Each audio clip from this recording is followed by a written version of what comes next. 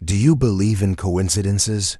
Or do you believe there's some larger, possibly nefarious mechanism at work, making weird things happen the way they do? Either way, our civilization's history is full of strange coincidences that are truly bizarre and impossible to explain.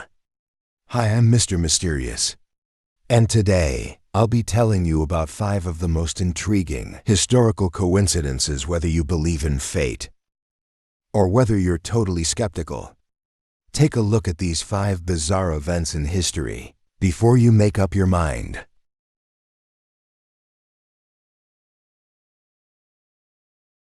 Hoover Dam. All the way back at the turn of the 20th century, engineers believed that the Black Canyon and nearby Boulder Canyon had some serious potential to support a dam that could produce hydroelectric power, and the Colorado River was the ideal water source. It was the perfect storm for such a grand project. And in 1928, this proposal became a reality. By 1936, the Hoover Dam was completed in its entirety, an impressive 2 years ahead of schedule. Even though this description makes it sound like this was an easy accomplishment, this project remains one of the finest examples of American engineering. There are numerous interesting stories that surround the Hoover Dam, but perhaps the most interesting stories are related to construction workers. Even after 80 years, stubborn myths still cling to the colossal construction effort that built Hoover Dam, despite what you may have heard. Workers are entombed in the concrete structure. The official death toll from industrial accidents during construction of the Hoover Dam is 96, but historians agree that the actual figure almost certainly is higher. Possibly the most shocking story that surrounds this power station begins with a man named John Gregory Tierney. He was born in 1885 in Piedmont, Missouri. John Gregory made his career as a hard rock miner. His work carried him to Idaho, then Arizona, and finally to a survey camp on the bank of the Colorado River in Boulder Canyon. This unfortunate man drowned on December 20th, 1922. While looking for an ideal spot for the dam, it took almost 2 weeks for news of his death to reach Las Vegas from the remote work site. Newspapers offered differing accounts of what happened, but the endings were the same. J.G. disappeared into the water and his body was never found. John Gregory's son, Patrick William Tierney, was 12 when he lost his father to the Colorado, and his grief-stricken mother moved with him back to Missouri. They settled in the Springfield area, where Patrick went to high school and met his future wife not long after. Patrick and his wife welcomed their son. In 1931, the young family headed west in search of work. In the deepening Depression, the dam was the biggest construction project going, and Patrick may have thought he could parlay sympathy over his father's death into a job there. According to newspaper accounts, an electrician's helper fell 320 feet from one of the 2 intake towers on the Arizona side of the stream on December 20th, 1935. This was the last death on the project's official fatality list. What's shocking is that this electrician's helper was Patrick Tierney. His father's death was the first death caused by this massive construction project, and Patrick's death was the very last death before the dam started to work. This incredible story is still being told by tour guides to those who decide to visit this magnificent power plant. The Titanic. 14 years prior to Titanic's maiden voyage in 1898, author Morgan Robertson wrote and published a novel called The Wreck of the Titan. The story features the ocean liner named Titan, which sinks in the North Atlantic after striking an iceberg. The Titan was described as the largest craft afloat and the greatest of the works of men, equal to that of a first-class hotel, and of course, unsinkable from today's perspective. It seems like Robertson somehow predicted the rise and fall of Titanic. However, this historical coincidence is much more mysterious and intriguing than you can imagine. Although the novel was written before the Olympic class Titanic had even been designed, there are some remarkable similarities between the fictional and real-life counterparts. Both ships were British-owned steel vessels, both around 800 feet long, and sank after hitting an iceberg in the North Atlantic in April, around midnight.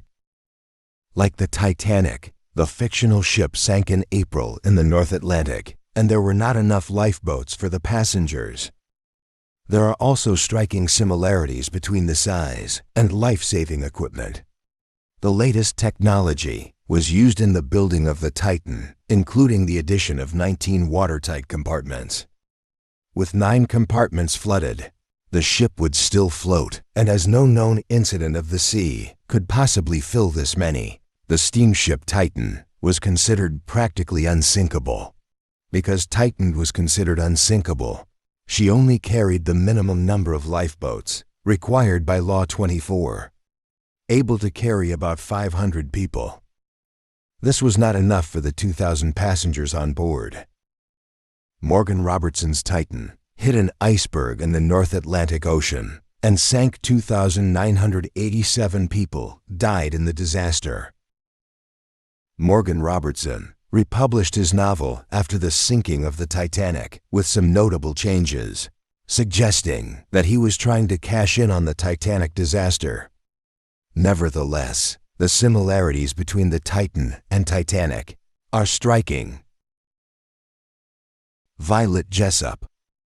Occasionally historical events are so anomalous that sometimes it seems impossible that they could be factual. Such is the case with Miss Violet Jessop, the 24-year-old stewardess who was working on Titanic's maiden voyage. Violet was born and raised in Argentina, and she was the oldest child of Irish immigrants. As a young child, she contracted tuberculosis and was given just a few months to live. Somehow she managed to fight the disease and went on to live a long, healthy life upon moving to England. She became a stewardess on a ship. At first she had a hard time finding a job. Employers believed that her youth and good looks would be a disadvantage to her. At that time, most women working as stewardesses were middle-aged. After being hired by the White Star Line, she began working on the line's Majestic, switching to the Olympic in 1910. It was just 1 year later when the trouble started. In 1911, the Olympic collided with the HMS Hawke, which surprisingly enough was a ship designed to sink other, older ships by ramming them. Even though the Olympic suffered massive damage, it didn't sink. Not long after, Violet accepted work on the famous Titanic. As you already know, the Titanic struck an iceberg and sunk, killing more than 15 people. The young stewardess escaped the disaster on lifeboat 16 once again.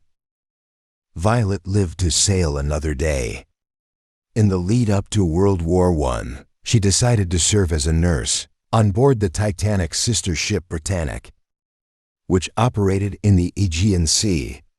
Given her track record, you can probably imagine what happened next. The Britannic ran into a mine that had been planted by a German U-boat. The ship sustained substantial damage and quickly started to sink. This time, Violet wasn't lucky enough to jump into a lifeboat. Instead, she jumped overboard. She later joked that she only survived because of her thick hair, which cushioned the blow. Having survived 3 accidents and being a victim of a series of strange coincidences, Violet decided to take a break from being a ship stewardess. However, she soon went back to work, working on Royal Mail ships until she retired at the age of 61. She died in 1971 at the age of 84. The Errington Murders. Errington is a quaint suburb of Birmingham, England that dates back to the 9th century. The Old English community has undoubtedly seen its share of historical events that are still remembered by the locals. However, there is a dark chapter in the community's history that continues to haunt its residents. The unsolved murders of two young women, with details too similar to ignore, right down to the date of their grisly deaths. The creepier part is that these two incidents happened 157 years apart. At 6:30 a.m., on May 27, 1817, a laborer named George Jackson came across a bundle of clothing, a hat and shoes near a water-filled pit. He alerted locals, who found the body of Mary Ashford, with bruising on her arms, presumably raped before her death. The prime suspect was a man named Abraham Ashford, who was romantically involved with Mary. However, Abraham claimed his innocence. Despite this, his trial began on August 8th, and public opinion was convinced of his guilt. Nevertheless, 3 witnesses were able to corroborate Abraham's alibi. This, in conjunction with a lack of concrete evidence, led the jury to deliver a not guilty verdict. The unsolved murder of Mary Ashford left a deep wound on the Erodington community. Exactly 157 years later, that wound would be reopened. In a painfully similar case, on May 27, 1974, another 20-year-old woman was murdered and left in a ditch near Chester Road in Erdington, in the exact same spot where Mary Ashford was found. A young woman's body, which showed signs of rape and strangulation, was discovered a few days after death. This woman was identified as Barbara Forrest, and reports state that Barbara was with her boyfriend, Simon Belcher, on the evening of her death, dancing at several bars. Belcher said he walked her to the bus at 1 a.m. and that was the last time he saw her. A manhunt ensued involving over 100 detectives. And once again, authorities zeroed in on a suspect named Michael Ian Thornton. The suspect was put on trial. However, the man was found not guilty due to a lack of evidence. Both murders remain unsolved to this day. Some view the parallels between the cases as mere coincidence, while others see them as signs of something sinister. One thing is for certain: the people of Errington continue to search for answers to these strangely similar cases. Deus Ex. For those who don't know, Deus Ex is a game series that blends RPG and FPS genres. In a science fiction setting, it's often considered one of the greatest PC game series of all time, having garnered Game of the Year awards on several occasions. There are numerous myths that surround this game, but perhaps the most intriguing one is connected to the World Trade Center and the terrorist attacks that happened on September 11, 2001. The original Deus Ex game was released in 2000. While playing the original Deus Ex, you'll be set on several missions throughout Liberty City, and here, if you check out New York City in the background, you'll notice something rather conspicuous. The World Trade Center towers are missing. The official explanation given in the game is that the towers were taken out by a terrorist attack. A mere year later, the Twin Towers were, indeed, destroyed by terrorists in the infamous 9/11 tragedy. People quickly pointed to Deus Ex, thus predicting the future, and began wondering how much more it would accurately predict. The true reason you cannot find the Twin Towers in the game is merely due to the engine's limitation. At the time, the developers simply could not fit the towers in, as they were forced to crop the skyline in order to fit within these limitations. Those still claiming that it had to have simply predicted this attack may have also forgotten that the World Trade Center was a target even before 9/11 back in 1993. For instance, there was an attack in which terrorists parked a rental van in a garage underneath the towers and lit the fuses on a massive bomb. This attack could have easily inspired the idea the World Trade Center would eventually be destroyed by a terrorist organization, as the game itself explains. I'm sure we can all agree that this is a very strange and even ominous coincidence. Deus Ex's developers wanted to create a fictional story, but in the end, it happened for real. The September 11th attacks killed 2,996 people and injured over 6,000 others. What do you think about these strange coincidences? In case you know of some other similar stories, please feel free to share them in the comment section below.